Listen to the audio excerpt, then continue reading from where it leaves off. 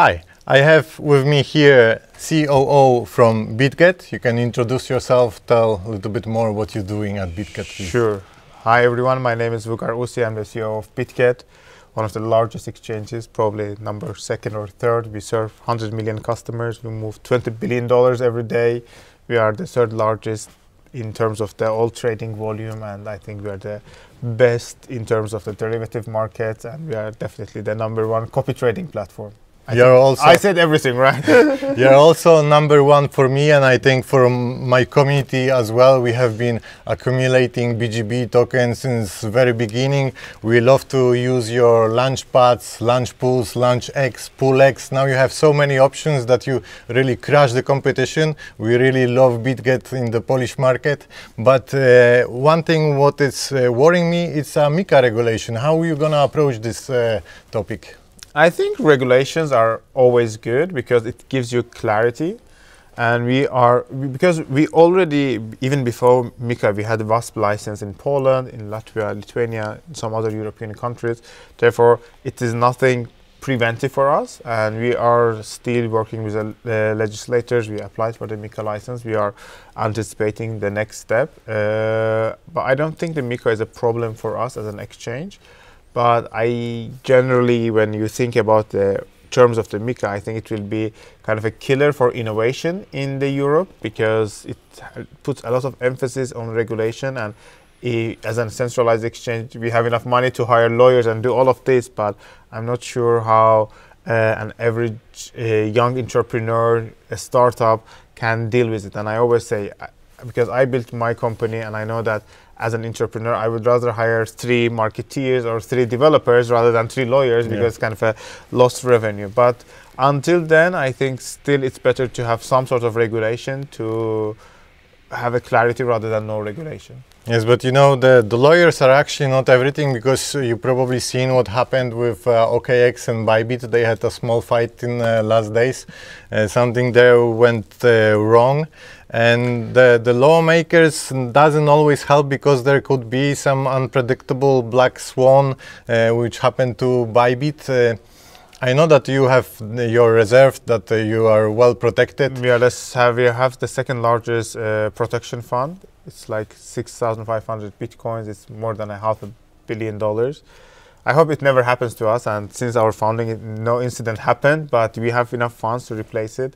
And also, I want to shout out to Bybit team and my colleague Ben, because I think they also showed a great masterclass of the crisis management. They've been very transparent. Like, they showed how mature our industry became. It's a very big advancement compared to like 5 years ago. And also the fact that BitGet, Binance, and other players jumped in. We loaned them Ethereum. We kind of saved them, and it shows that how everyone in the industry wants to compete, but compete in a right way. And then when it is time to support each other, we could support each other, because there's no central bank, there's no government to come bail you out. We help each other. And I always say, like, crypto is about community, and this time we showed how community can actually work to make sure that exchange really, really works and actually produces. Therefore, shout out, like, I hope this kind of crisis doesn't happen, but also if it happens, having a mechanisms in place to protect the customers is important, and I think everyone in the industry is trying their best. Yeah, I think even the TradFi should look at the Bybit situation to how to manage this kind of hacks. Definitely, because it's been really like managed very well, and the whole community went together to help each other. And the OKX DEX, that's a big question mark for me. I don't know what really happened in there. I read OKX's reply. They have valid reason, right? It is permissionless, it is self-custody. It's always about the fundamentals of crypto. Like, do we want to actually go and tamper, or shall we stay true to an actual reason? But also, I think, jumping on a legislation part, the problem is that legislators usually don't understand what they do, because even the fact that Binance and other exchanges delisted USDT in Europe, and then MiCA regulators came and said that no, we are actually not against USDT. dude, agree, like people are losing money. Like you can't just do one thing and another thing. And therefore I always mention, like, it's very important to have a clarity, like make one rule, everyone submits to that rule. It's much easier and better rather than every day having a new idea. Exactly, that's what's missing in the MiCA regulation, but I guess we are slowly getting there. So maybe let's go back to BitGet, and could you tell us more what is coming to BitGet? Do you have some exciting alphas to share with us? I think the most exciting alpha is we are trying to build more ways to use BGB and benefit from BGB, and people who are following us, you know that we get rid of BWB. We also burned a lot of tokens, and there is new tokenomics and burn mechanism, which will definitely strengthen our token. And recently I was looking at the statistics, almost 90% of all BGB holding wallets are in profit. It is more than even Bitcoin and any other. Therefore, BGB and our like entire ecosystem is being upgraded, and we are on that way. Second, I always say, for me, it's very important that when new people come to our industry, they are very hesitant to trade, and we are trying to build more products, as you mentioned, Pool X, Launch Pool, where principal is guaranteed. If you put, I don't know, 10,000 USDT or 1,000 USDT or 1 Bitcoin, you will never lose that, but on top you will earn different project tokens and different possibilities. Then you can go trade and play around with them. It's a kind of a good learning, slow start. And lastly, we are investing a lot in AI. I'm sure you already saw we introduced our AI grid bots, and there will be more and more opportunities for both our native AI solutions and also AI developers who come and build better AI tools for traders to make an informed decision. And I see a huge potential, because as a human being, you don't have enough capacity and time to go check, I don't know, Twitter news, look at the order book, who's selling, who's buying, what others do. But like AI can analyze all this information and give you a summary in 1 second that you can make a better informed decision. Are you building like kind of a crypto Bloomberg terminal? I wouldn't say that, because for us it's not only like we want to do everything ourselves, it's about also bringing the best tools to the platform.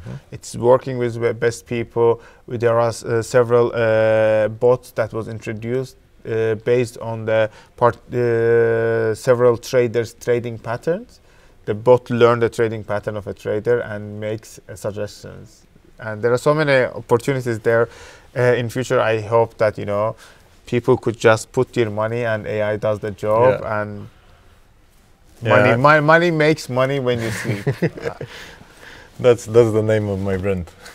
So the AI is gonna stay with us definitely, and maybe we could implement some educational AI agents which could help new users to onboard on crypto or something like that. That's just like a free idea from me. Yes, actually we are investing on that AI-based education models. We are already, I think, testing in Spain with that. I will yet to see, because also AI's problem is that once you are like let's say yourself, right, you're a knowledgeable person and you can deliver, because all the information in AI is not 100% accurate. And I also like always try to like make sure that, especially in education, especially in like a sensitive financial information, like 100% relying on AI, how early it is. In my opinion, whether it's copy trading, whether it's bot, whether it's AI, it's always better to kind of take it and then add your salt and pepper. You know, when you read a recipe for cooking, it says add salt and pepper per your taste. And I think that is like kind of a adjust as per the risk appetite of yours. I have a name even, ChatBGB. ChatBGB. So thank you very much. Thanks for having me. I'm really happy to meet you. We really love BitGet. Me as a creator, and my community, of course, as well. Maybe some of the people been late to accumulate enough BGB tokens, but that's only your fault. I've been showing you from the beginning, and you know where you can sign up. Just check the link in the description. Money makes money. BGB makes more BGB. Go buy. Thank you so much. Thank you.